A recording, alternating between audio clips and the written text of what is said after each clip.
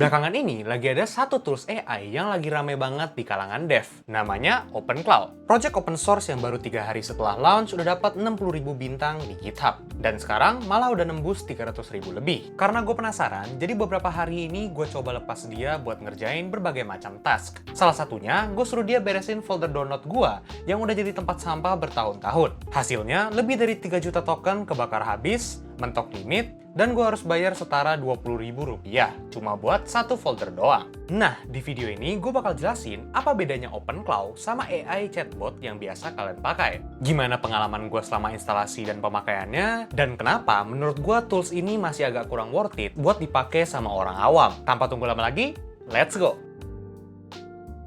Kalau AI chatbot biasa, cara kerjanya simple banget. Kalian nanya, dia jawab. Selesai di dalam kotak chat itu aja. Kalau OpenCloud ini bisa kalian sebut sebagai AI agent. Kalian bisa anggap kayak kalian ngasih tangan dan kaki ke AI yang tadinya cuma bisa ngobrol. Kalian bisa chat dari berbagai macam aplikasi, terus dia bakal beneran action di komputer kita. Jadi ya, kalian bisa buka file, browsing, ngecek data, sampai kirim pesan semuanya bisa dilakuin sendiri.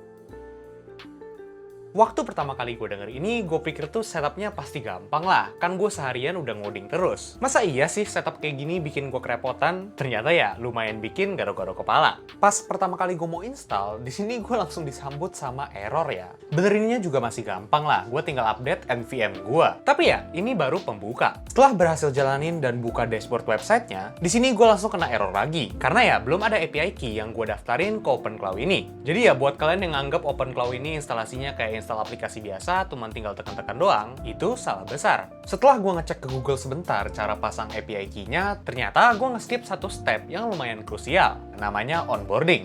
Langsung aja gue jalanin di terminal, dan bener aja, gue bisa ngeset API key gue di sini. Kalian tinggal pilih aja provider AI yang kalian mau, dan langsung bikin API key-nya. Di sini gue juga kasih monthly limit cap ya, biar gue nggak nunggak kebanyakan. Abis selesai masukin API key-nya, kita langsung disuruh milih model. Langsung aja di sini gue pilih model yang harganya masih oke lah. Dan abis itu selesain onboarding-nya. Pas onboardingnya udah selesai dan gue coba restart gateway-nya, akhirnya gue udah mulai bisa pakai OpenCloud gue. Dan semuanya jalan normal, sampai akhirnya gue mau konekin OpenCloud gue ke WhatsApp. Ternyata kalau gue mau install plugin biar gue bisa konekin OpenCloud gue ke WhatsApp, dia perlu OpenCloud versi yang paling baru. Dan kebetulan setelah gue tinggal sehari, di sini langsung ada update yang paling baru. Jadi di sini langsung aja gue update dan bener aja, OpenCloud gue udah bisa connect ke WhatsApp. Tapi di sini sialnya setelah gue berhasil konekin ke WhatsApp, gue malah nggak bisa chat sama model flashlight gua. Dan lucunya, gue masih bisa connect ke model yang 3,1 Pro Preview. Tapi ya, kalian bisa lihat harganya 8 kali lipat lebih mahal.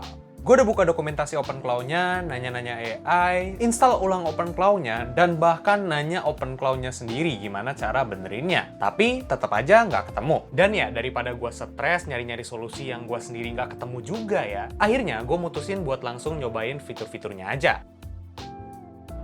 Nah, hal pertama yang pengen gue cobain di OpenCloud ini adalah integrasiin dia ke Google Sheets gue. Kenapa? Karena setiap bulan tuh biasanya gue nge-list seluruh pengeluaran gue di Google Sheets. Dan di sini gue ada ide ya. Kalau gue kasih dia foto stroke atau invoice ke WA, gue mau dia langsung nyatet ke Google Sheets gue. Di sini gue langsung aja nanya apa dia bisa ngelakuin hal itu, dan OpenCloud-nya langsung jawab kalau dia bisa, dan langsung ngasih gue step by step guide. Dan pas gue coba tes, dia langsung ada kirim konfirmasi, dan bener aja, Excel gue otomatis keisi. Setelah percobaan yang pertama gue ini berhasil, gue udah mulai ngerasa ya kalau OpenCloud ini ternyata powerful banget. Dan dari situ gue makin berani nih. Gue coba kasih dia list beberapa saham yang gue pegang, dan gue suruh dia setiap kali marketnya open, kasih gue notifikasi setiap 1 jam perubahan yang terjadi di saham itu. Dan hasilnya gue suruh OpenCloud ini kirim ke Telegram gue. Yes, gue udah settingin OpenCloud gue supaya bisa connect ke Telegram juga. Abis itu, gue juga ada set OpenCloud-nya biar setiap jam 7 pagi dia kasih daily briefing ke gue. Jadi dia bakal browsing berita-berita teknologi yang paling baru di hari itu, rangkum yang paling relevan, dan kirim semuanya di dalam WA. Tanpa gue harus buka satu aplikasi apapun. Dua hal terakhir yang gue suruh OpenCloud lakuin tadi, itu bisa kalian sebut sebagai automation. Jadi OpenCloud ini bakal nyatet tugas-tugas yang kita suruh, dan otomatis nge-trigger tes tersebut berulang kali. Dan ya, karena semuanya udah berhasil, gue coba jalanin OpenCloud ini di background selama 2 hari ya. Dan ya, OpenCloud ini jalan dengan cukup lancar.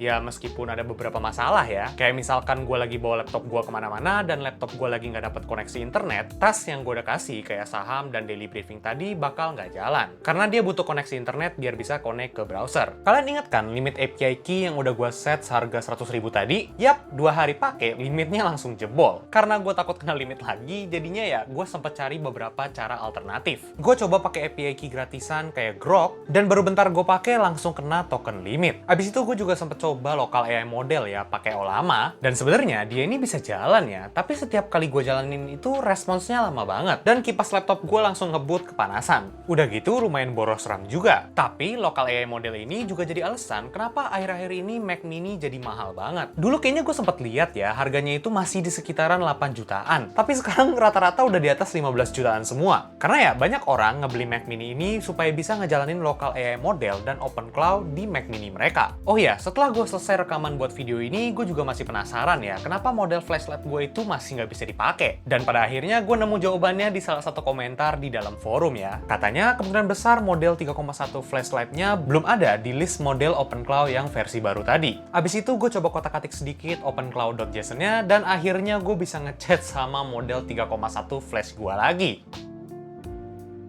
Oke, tadi kita udah bahas cara setupnya dan juga nyoba-nyobain beberapa fiturnya. Tapi sekarang gue bakal bahas soal keamanan. Gua di sini bukan ahli cyber security ya, tapi ngebayangin AI dapat akses ke satu komputer gua tuh agak ngeri. Kalian tentunya tahu lah kalau AI itu bisa nge-high atau halusinasi. Kayak waktu itu gue pernah minta diajarin soal coding, tapi karena gue udah chatnya kelamaan, dia jadi ngebahas soal mata. Iya, malah soal mata. Gue juga nggak tahu kenapa. Jadi ya, kalian bisa bayangin kalau misalkan kita kasih OpenCloud ini suatu task dan dia malah ngehalu atau salah nangkep, ini bisa bahaya banget. Dan di sini gue nggak cuma ngomong doang ya, karena beneran udah ada korban dari OpenCloud yang ngehalu. Dan yang kena ini Meta AI Safety Director. Ironis banget, di sini OpenCloud dia kasih akses buat bisa baca dan hapus email dia ya, gunanya ya buat menghapus inbox-inbox yang nggak penting. Tapi ya, dia malah halusinasi dan delete seluruh inbox yang ada di email dia. Belum lagi karena project ini lagi rame banget ya, jadi banyak banget orang-orang jahat yang manfaatin momentum ini buat ngasih extension yang isinya itu malware. Jadi ya, kalian harus benar-benar research sebelum nyoba install extension apapun.